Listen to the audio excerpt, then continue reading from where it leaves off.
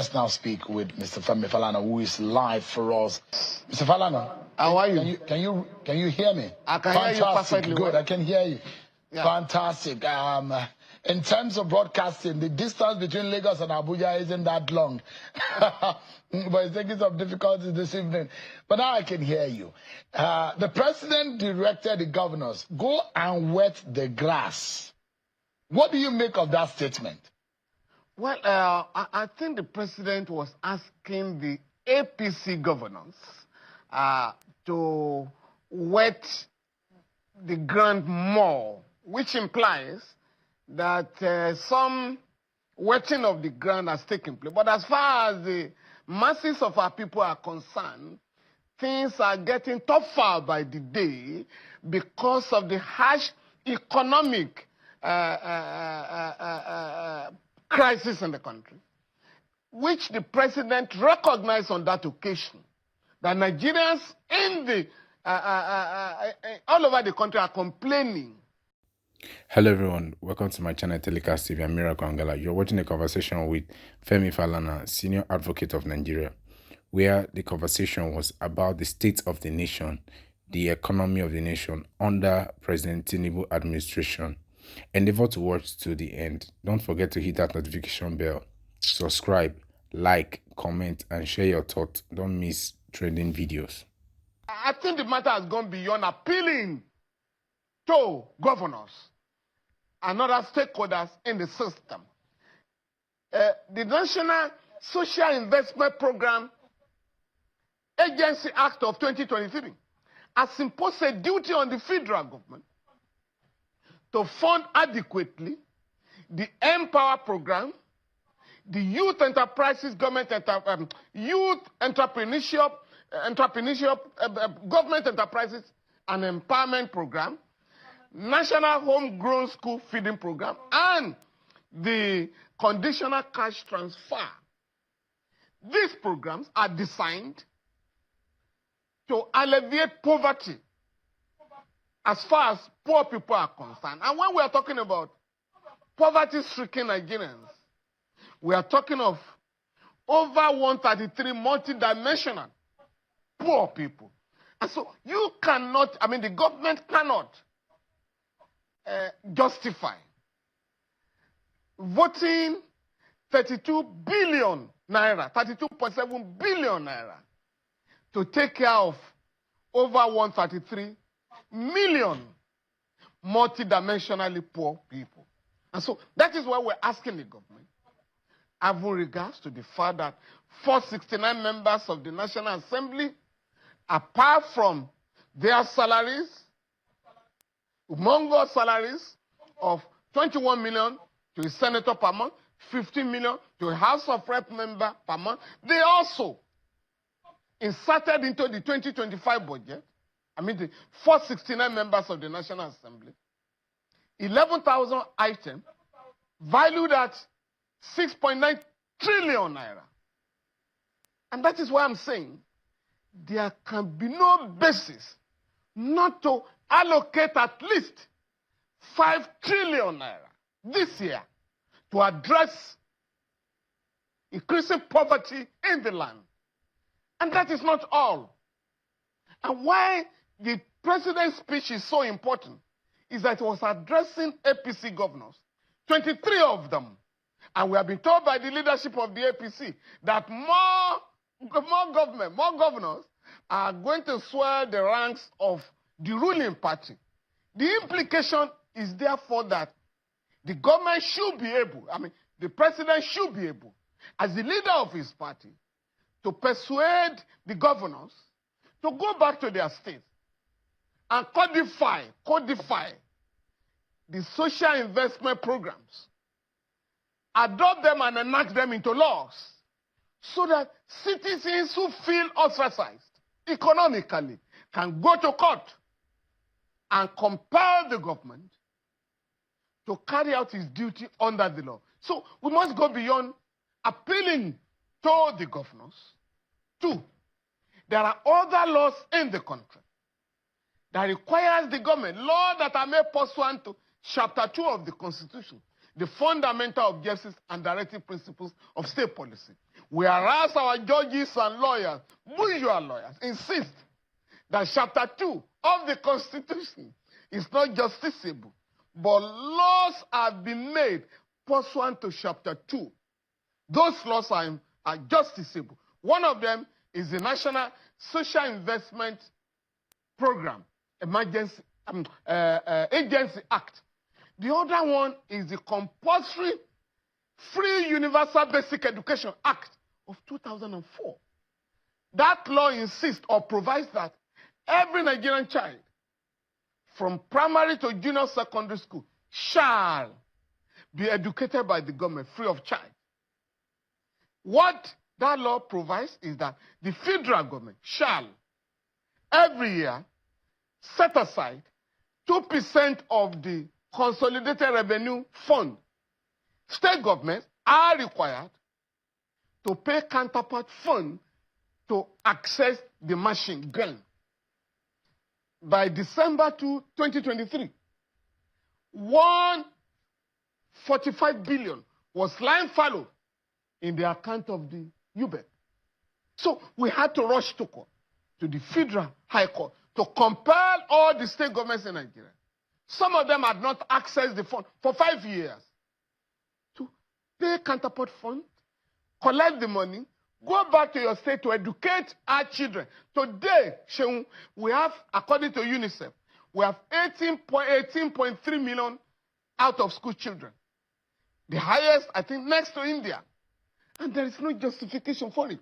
And the danger of it, by leaving those children on the street, the children of the poor, many of them sell wares, they are kidnapped, others are captured by terrorists and other criminal gangs in the country.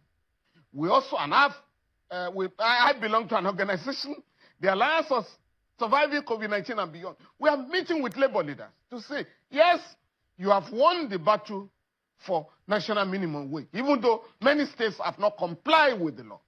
What steps are you going to take to get them to enforce the provisions of the... In addition, you have the National Housing Fund Act.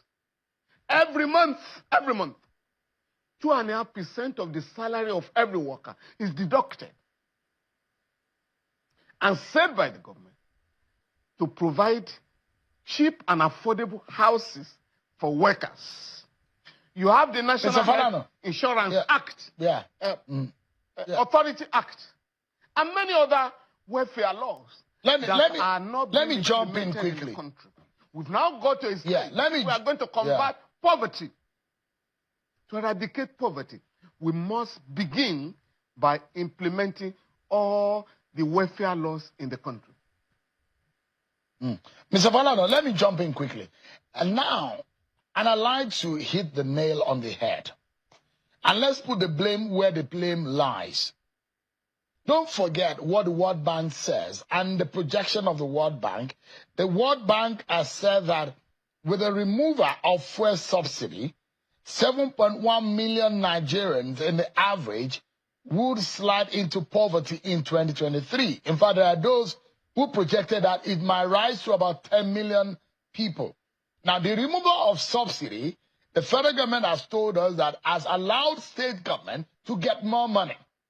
That means the money that World Bank says if it's removed will cause more poverty for more Nigerians has gone into the hands of the state government. It is these state governors that the president is referring to say you have to go back. We have not done enough at the local levels. How do we hold these governors to account? They are the ones, because the blame is always to the federal government. Tinubu, his cabinet, and the federal government. But the Tinubu government has said, we are giving the state more money. Is it not a time for Nigerians to then start asking their governors to say, the monies that you have, what have you done with it? Here on Channel Television, from about tomorrow or next, we will start publishing how much some of these state governors and government have gotten so far in the last 2 years, compared to what they've been getting before the Tinubu government got into office. Is it the time for us to then start holding the state governors to account, Mr. Falana? Well, I just referred to a case we filed in court.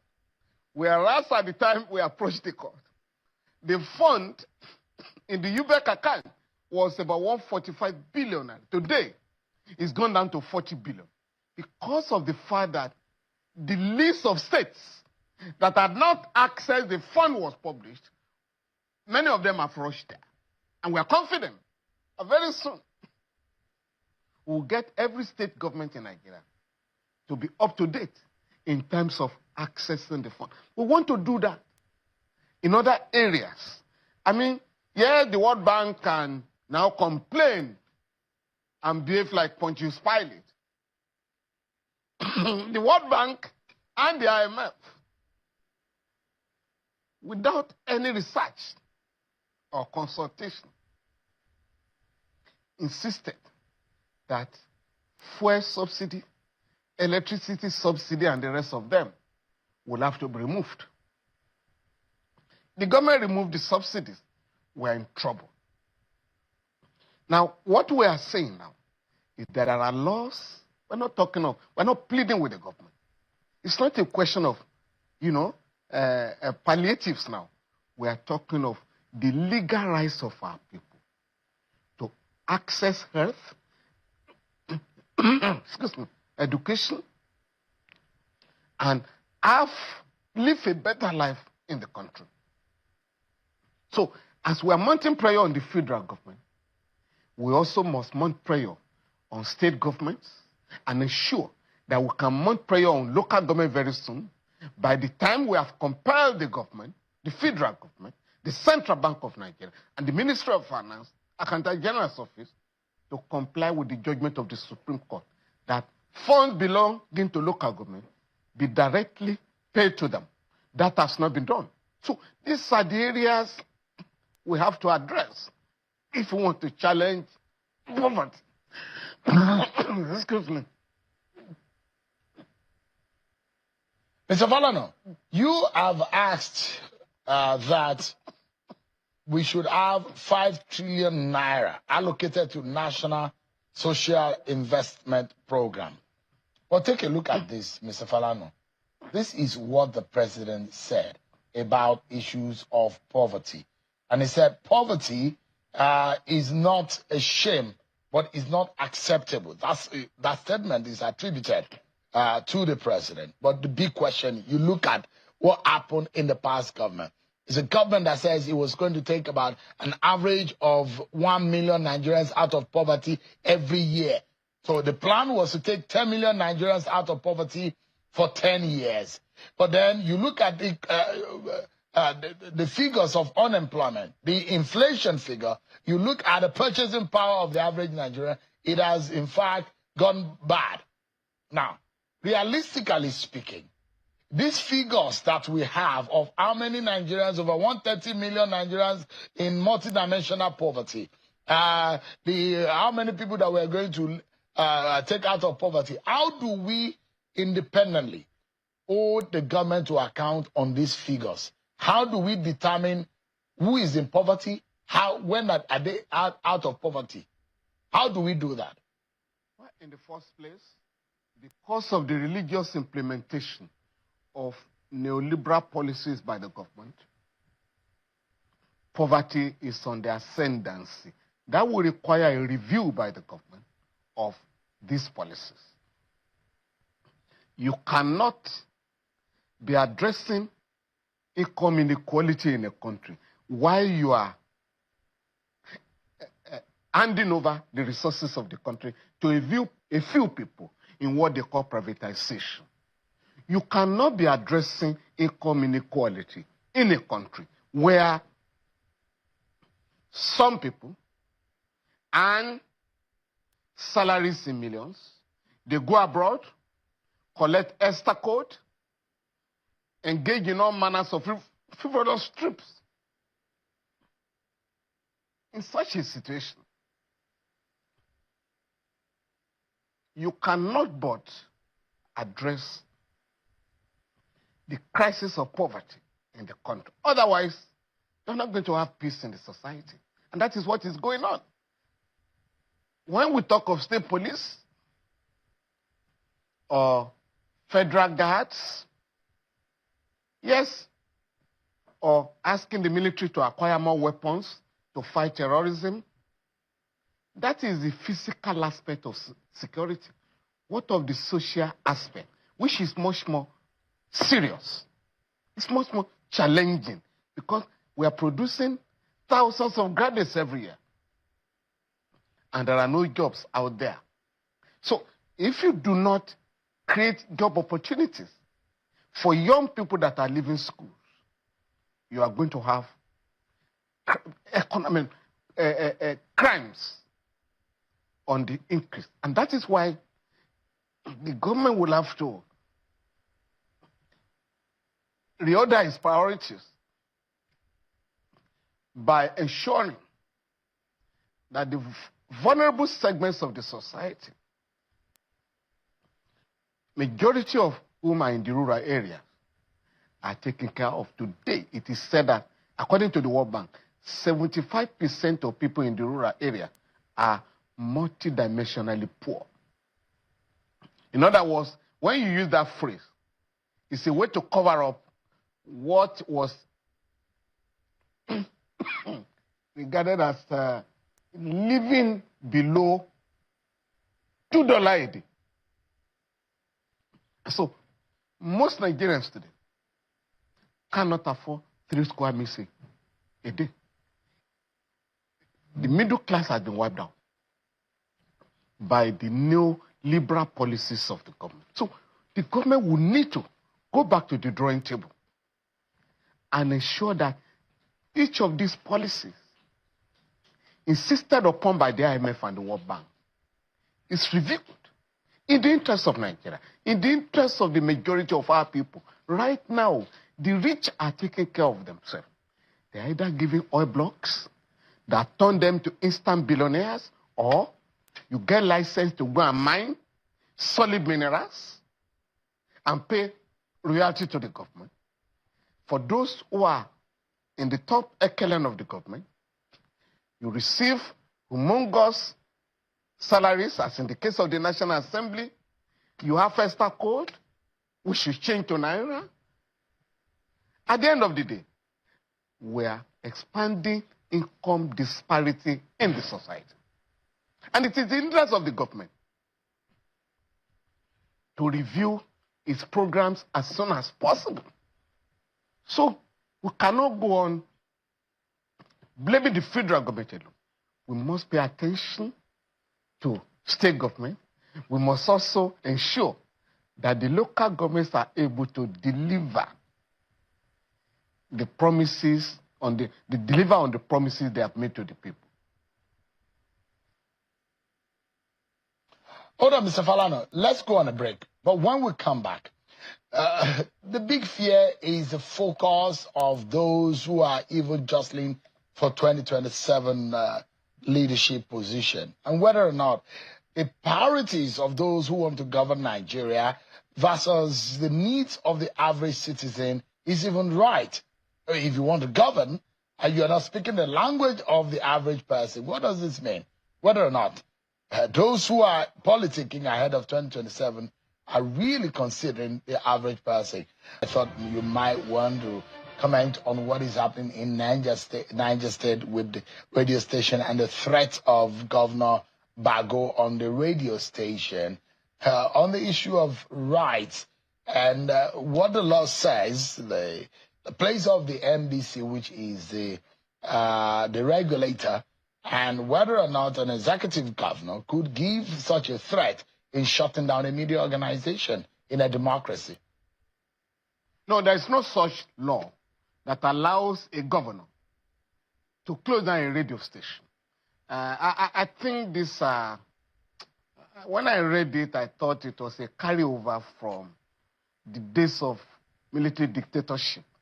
And our governors will have to appreciate that any policy, any announcement made by them is in consonance with the Constitution and other laws of the land.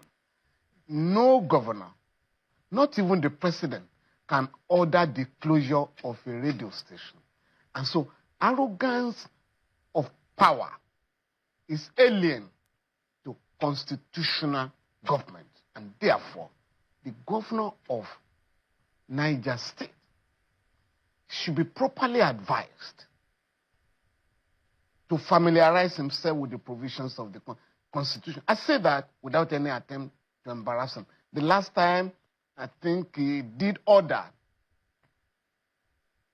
that if you add, is it dreaded there or whatever, you should be arrested and have your hair, head shaven, that's not allowed. It's not allowed. So the governor is advised, as soon as possible, to reorder, to reopen the radio station that had been legally closed down.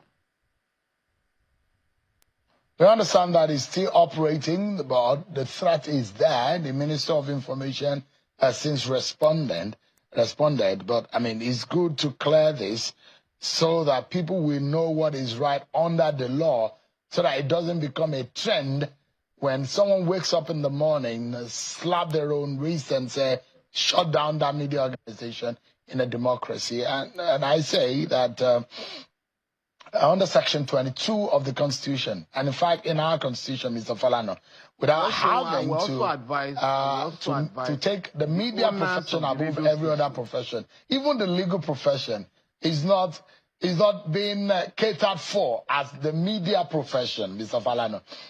There is a specific provision of the law about the role of the media holding the government accountable to the Nigerian people, Section 22 of the Nigerian Constitution. I'm not sure there is any profession under in the Constitution that is being catered for so as that. And the word there, the active word is shall. I mean that it gives the media the power to do his job and his duty. So I wonder, so it's good for you to mention this so that executives, whether now or in the future, will not think that they have the prerogative to be able to shut down or threaten media organization. Yes, but let me take you.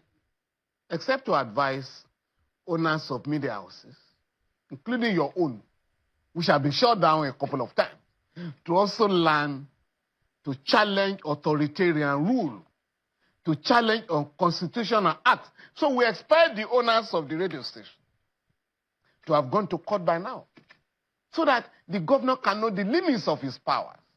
And, other governors too. Otherwise, it's going to be repeated tomorrow. I hear something, and I'm wondering, this is about issue of balance and what it portends for our politics and the future of this country, Mr. Falana. You hear Rotimi Amechi saying, I will only do one term. Peter Obi said, I will do one term. What comes to your mind, Mr. Falana, as ahead of 2027? Because this conversation will go on.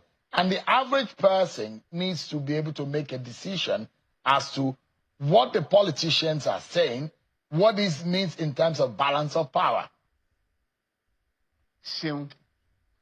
As far as the Electoral Act of Nigeria, Electoral 2022 is concerned, the ongoing electioneering campaign is illegal, totally illegal. It's also diversionary. Because what Nigerians expect now, what the law provides for, is governance of the country without distraction. So it's not time yet to campaign. And I do hope that INEC,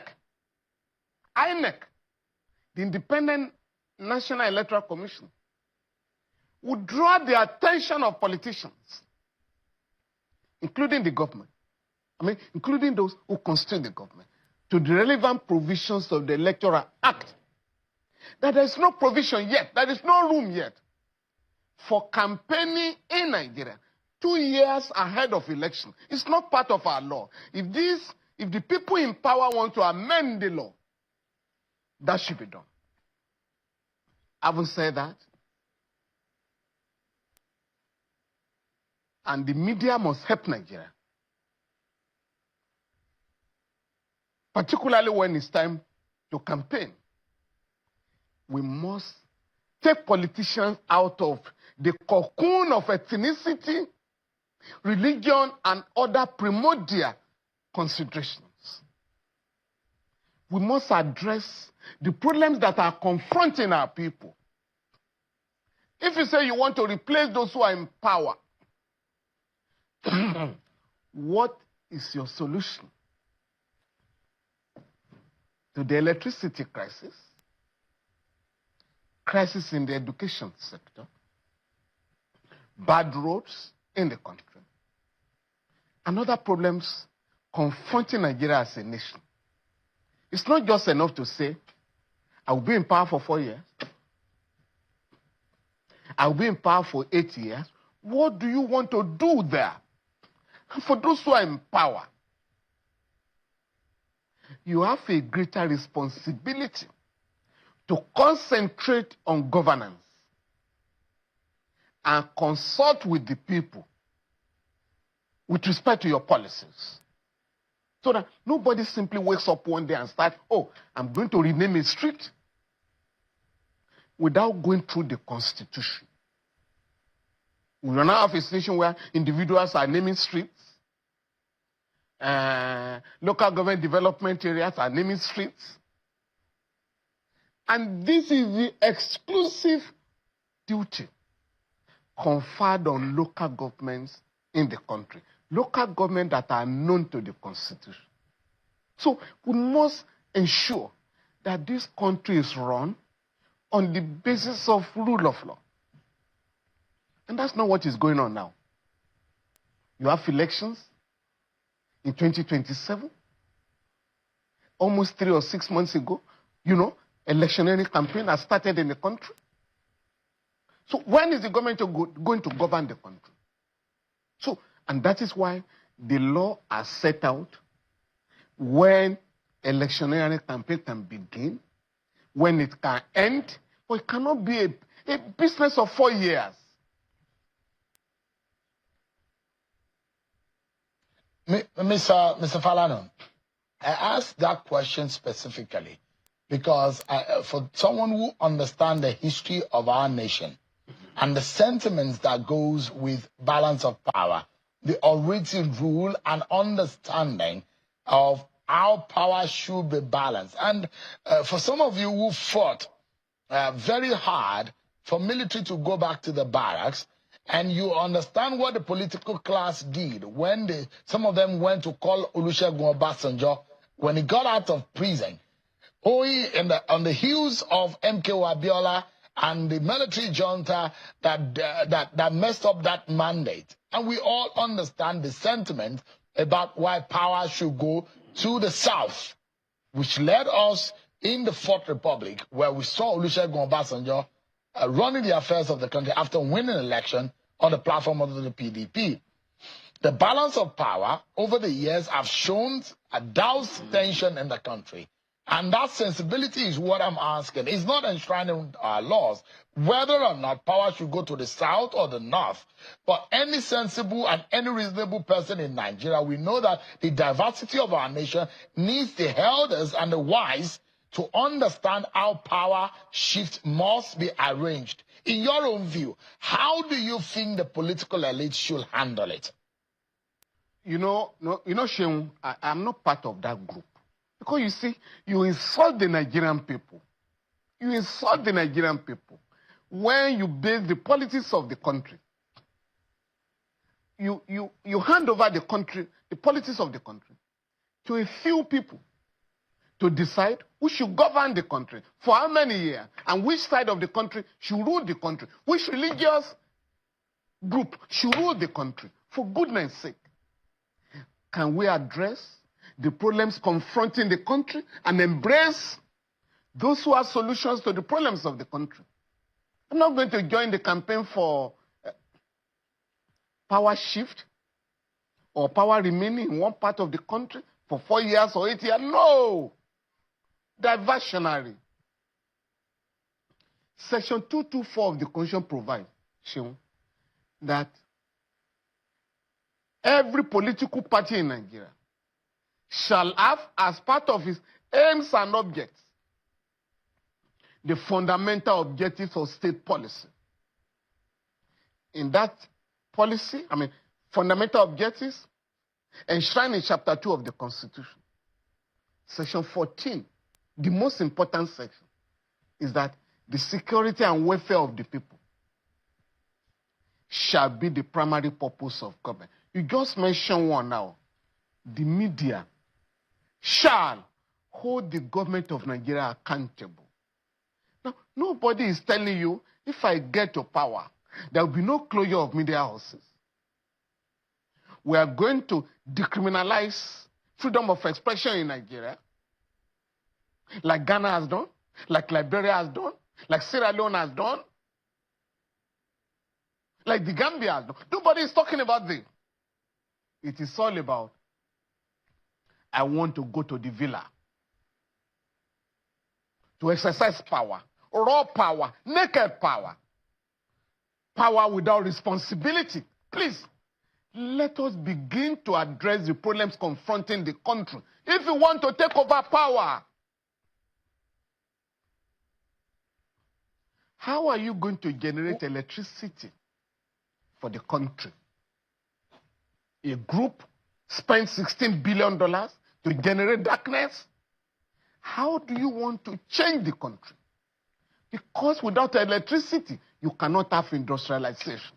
So we must elevate the discourse.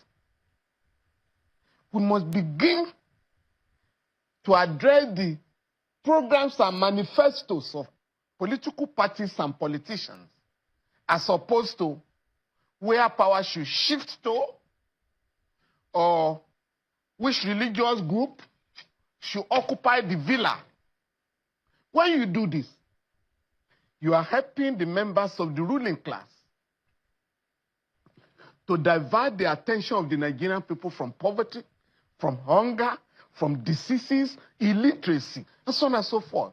And by the way, you must always realize all the time that this is the largest concentration of black people now. We're not getting it right. We're not getting it right. I was in the Gambia last week. I went to attend a meeting of a human rights group. To my utter chagrin, I discovered, because we touched down in about 4 airports, I discovered in the Lome Airport, Ghana, Accra, Freetown, and Banjul. As soon as we landed in those airports, right? Your phone, switch on your phone. You have free Wi-Fi at the airport. Not in Lagos, not in Abuja. So we have to find out what other countries, neighboring countries are doing to reorganize themselves and carry the people along and make sure that the people have access to the dividends of democracy. But when you are clapping for politicians who have been in power before, saying we are coming back, we must find out what do you want to do now that you are coming back? What do you want to do that is different from what you did before? And for those who are in power, we must also ask questions. Your promises, have you fulfilled them? You promised Nigeria Mr. Falana, that you are going to transform this country from a land of poverty to that of prosperity. Is that what you are doing now? That's all. Yeah. But when you are talking of religion and ethnicity, these guys are very comfortable. And that is why they are so arrogant. Mr. Falana. Yes. Yeah. Thank you so much. We must leave it out. We're totally out of time. But thank you so much indeed for your time tonight on those views you've shared. Senior Advocate of Nigeria, Mr. Femi Falana. Always a pleasure having you on the program. Thank you, Shem. That's our show tonight, everyone. Many thanks for watching. I'm Sean Wakimale. God bless Nigeria.